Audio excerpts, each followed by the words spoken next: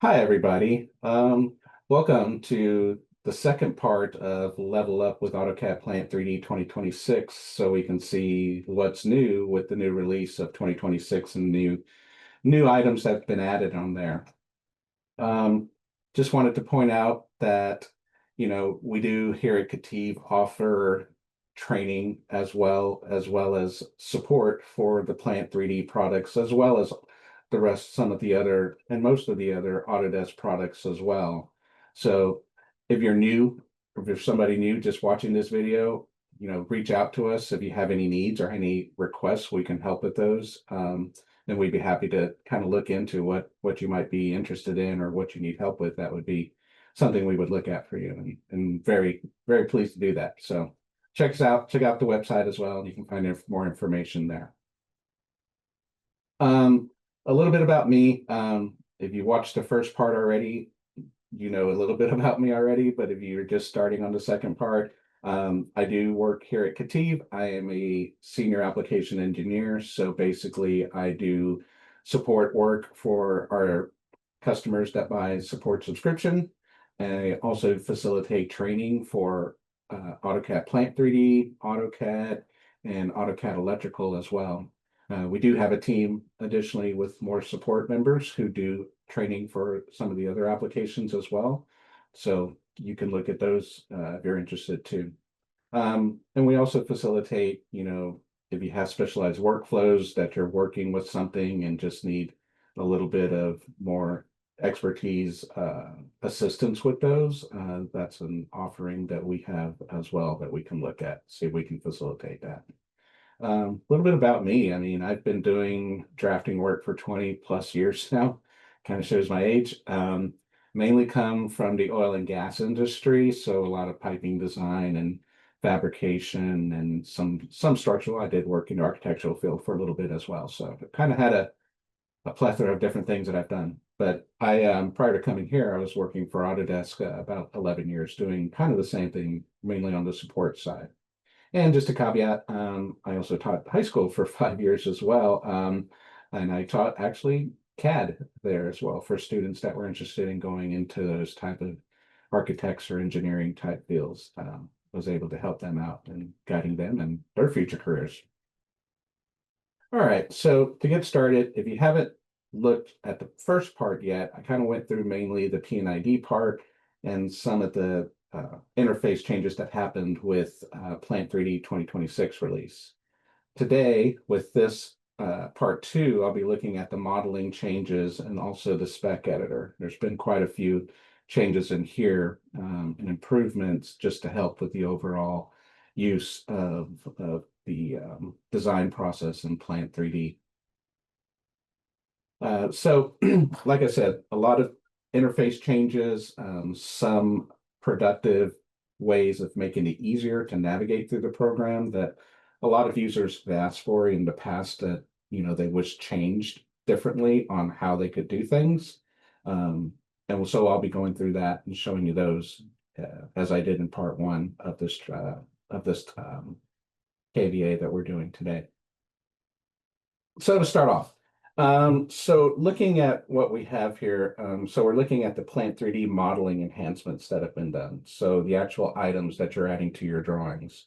So one of the first things I wanted to point out is the editing equipment of nozzles with extended substitutions. So in the past, with previous releases before 2026, when you would select a nozzle on a piece of equipment, you got the little pencil, glyph there, enabled to where you would be able to edit and then go into the edit settings and modify them. But now you can use the edit nozzle to grip, access, or extended options, which makes it more easier to modify the nozzle. So here's what we look at now. So as you saw in the previous slide, we used to get the pencil glyph, but now you get this option here that actually goes directly onto the pop-up help on the screen that gives you the other options. So you can change size, you can change pressure classes, you can change the end types, and you can edit the nozzle on the fly here. So it makes it much quicker and more easier to navigate to get the changes done, opposed to the other method where you'd have to go pick the pencil, then the other pop-up window, and you would go through that method as well. So this makes it a little bit easier. On looking at the other enhancements that's been done, so extended substitutions on reducing fittings. So if we look at the top image there, so when you would select like that T, all you're getting is basically the size options that are available that you could use, for instance, for that 12-inch T. But now with the 2026 release, you can go in there and you can substitute out the fittings with different types of sizes, and especially also with changing the branch size or the main branch size, or looking at your port options as well. So a lot more flexibility on what's available for you to do there with those fittings that you want to substitute out for something else. So a little bit quicker in that regard. That way you can put in the correct item that you want to put in if you need to substitute it out. Also, they did make a system variable for that. So the plant extend substitution will allow control on how the options are displayed, what you want to see between the two. So if you're used to the old way, you can always change that back. That's how you would go through that. The other thing is with the equipment, building on the equipment as well. What they've done is they've changed the modify equipment dialog box. So as you can see there in 2025, when you would select an item, you would just see the item that you're adding to the shapes. But now they give you a preview that displays, when you're creating the actual item over on the top, on that bottom image there, you can see the difference there on how that's being set up with the images that are available to you. So you get a little bit more graphical look at what you're actually adding as you're going through and adding shapes to the equipment item that you're working with. Looking at the next thing here, so we're looking at specifically improved port name display and property in the property palette. So for instance, I have another T here. So if I select a T and with previous releases before 2026, when you would go to your properties, you would see, you kind of have to scroll down and see through the different port names that were listed there. So if you had quite a few of them, it was kind of cumbersome with all the information related below it and kind of hard just to eyeball out quickly. But now, with the 2026 release, you just get you get a pull down actually that drops down to show you where you can select the port that you want to see. So you can bounce back between the ones that you want. That way you're not taking up a lot more space in your properties window as that's popping up. So a little bit more easier to navigate and a little bit more quicker. I kind of like this one a little bit better because I knew when in the past when I used to work with it was a little cumbersome to work with. It was just, you got used to it, but I think this is a good improvement. The other thing that they've changed as well, and this was something that's kind of changed even a couple of releases before with the shade fast feature. So the shade fast, so this is helping with the 3D modeling performance.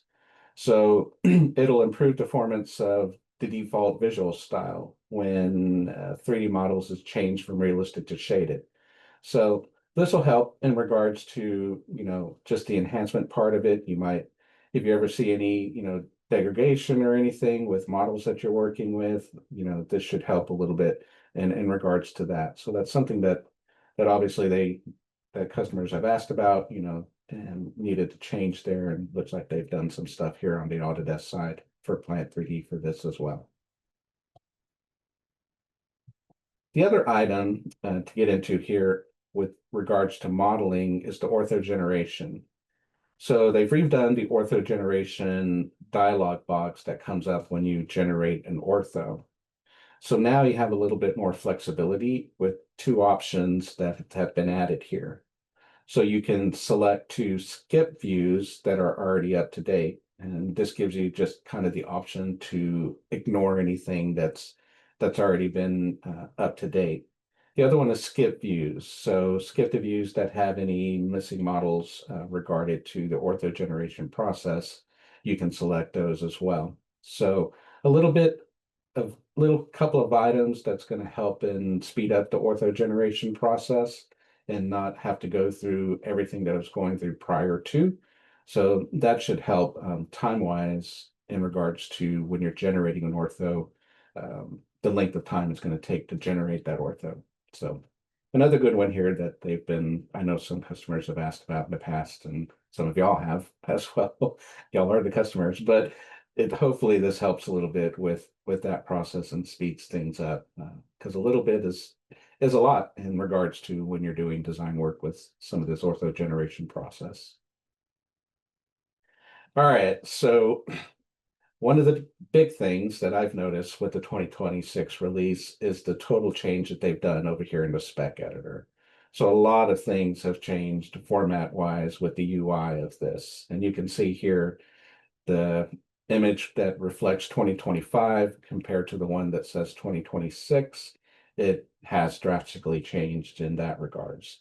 To me, what I've been through it so far, it is better, but it'll just take a little bit getting used to, I think, with the UI change. But it's definitely something with improvements that I think it'll make a lot of things a little bit easier and streamlined as you're going through this. So you're still maintaining the spec, item, the branch table, and the catalog. That's still going to be in there. So when we're looking here at how this has changed, so looking here, you can see that we still got our 3 tabs up here, not traditionally where we saw it in the past over here, but up here in the middle. So that's kind of helps too, because I know it was kind of weird having it over here on the right hand side, in my personal opinion, and having it here more centralized in the middle just makes it easier to navigate and be able to jump back and forth if you needed to switch between the spec, the branch table, or the catalog. The other thing that's kind of changed is the way that properties are now categorized into part and part size areas of this, which allows you to edit the properties for either individual connected ports or all of the ports. So as you can see here, when I go through here and go to part, here I'm listing part family properties, which I can see these items. And then when I select the part size properties, then I see this different dialog box over here. That's still part of the same window here for the spec editor, but just kind of makes it a little bit easier to navigate through this portion of it with the change that they've made.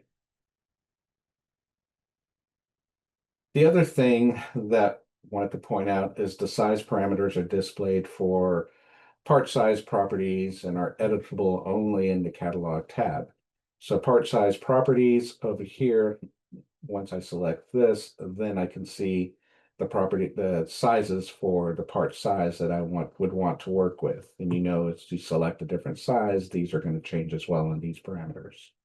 The buttons have been kind of rearranged for better visibility, and especially with a new Save Spec button added to the Spec tab as well. So something to look for in that redesigned and how you might have traditionally done things in the past.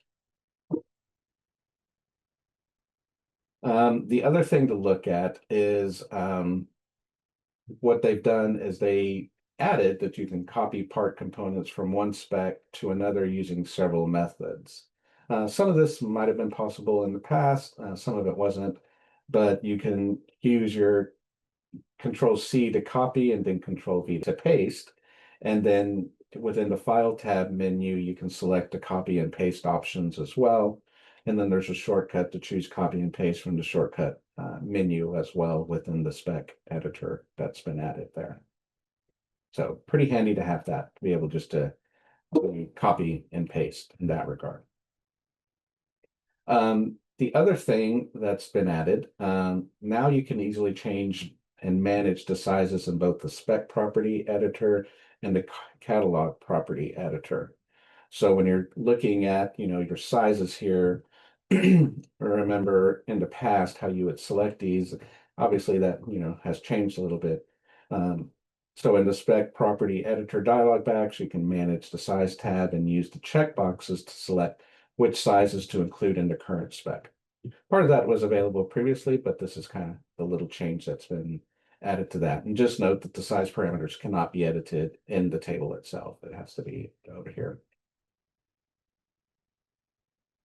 So in the catalog property editor dialog box, you can also go through and manage the sizes of these. So you can add a new size, choose from sizes from the drop-down list as well.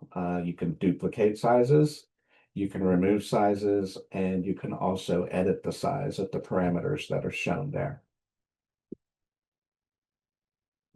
The redesign of the catalog browser features and kind of the more modern enhanced capabilities. The spec and the catalog tabs share the same catalog browser. So you're kind of staying within that same area. It's not changing too much when you're navigating between the two, opposed to the past releases, how those were kind of laid out. So one of the other things that's been added as well is the expander. So when you click on this expander down here, for instance, for the catalog browser over here that I have selected here in this image, when you click on the expander, you can either expand it or collapse it. Obviously, that's kind of what it's doing now. So if you don't need to really see all that information, you can click on the expander to collapse it. That way, it gives you more visibility of the whole panel of the spec editor. So I know me. Eyes are everything, and sometimes you just need that extra space to see a little bit more. So good feature to have. That way it collapses some of that and makes it easier to see what you're working with there sometimes. The other thing that's kind of been changed a little bit is the display and part size components area. So now you have the size tab that allows you to view individual part size components within the catalog browser itself, and also displaying the size range for the part family components that are shown here. So when I'm looking at the catalog browser here, I have a family tab and I have a size tab over here. And with the size tab selected, then I can see the sizes, for instance, of this bleed ring. That's giving me all the sizes listed here for this ASME pipe and fittings catalog. Also, one of the cool things, and one of the things I know there's been an ask for a long time, is to be able to add columns to what's already there. So in the past releases, you were only limited to a certain amount of columns, and they were specific columns that were listed. Now you've been able to customize and add to the columns there. So as you can see, you'll have this little customization button over here on the left-hand side now, to where in the past, these were kind of the standard ones that you would only see, but now you can go through and select additional columns if you want to add them to be seen here as well. So really good improvement that users have been asking for over the last several years. It's good to see this one finally being incorporated into the spec editor. And also, you can search and filter as well, still using, keywords and filter components based on the desired properties. So still good and handy to have that one too there as well, but just wanted to note that out. The other thing listed here is, as I was mentioning with the search feature, you can search over here, you can filter out, but then you can also individually filter out through here as well. So when you go enable the filter property and click on the button on the left-hand side over there and search in the search bar to enable the property filter, you can click on the same button again to clear all filters. So another way of, in the past, I think you had to either go back and select all, to get it back the way you want it, but now you can go back and do it that way as well. You can also save searches and filters, and you can activate the searches and filters are saved for each open catalog and cleared each time when the catalog is closed. So switching from the active catalog retains the search, and filters restoring them to what the catalog is reactivated. So good to have that. That way it does that for you. And finally, didn't have much time, but I did want to point out some of the other improvements that's been added to this. So there's quite a bit here. And like I said, if you watch part one and part two, I went through a majority of the major changes, but listed here, there's quite a few others that you can look at. Some of these might be helpful to you down the road, if these some things that you were looking at or wanted to know if, some changes have been made yet. So like I said, I wanted to just point out the main ones, but these are some of the other ones that have been included with the 2026 release, as noted here.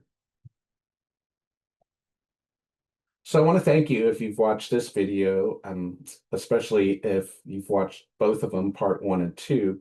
And just remember, please reach out to us here at KETIV if you do have any, need any customer support help or are looking at, getting support, dedicated support. We do offer that on our side. We also offer training as well. So if you're interested in training down the road, look at that.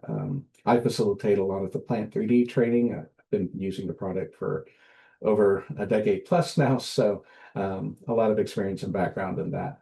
But also, be sure to check out the website. Be sure to check out other recordings that we have done as well on our YouTube channel. So be sure to check those out. Be sure to check out mine again, and make sure when you're done with this, go ahead and like it. That way I can continue, hopefully, to offer more of these helpful videos to might help you, especially on the plant side, where I can point out some of the good things that you might need to incorporate into your workflow. All right, thank you.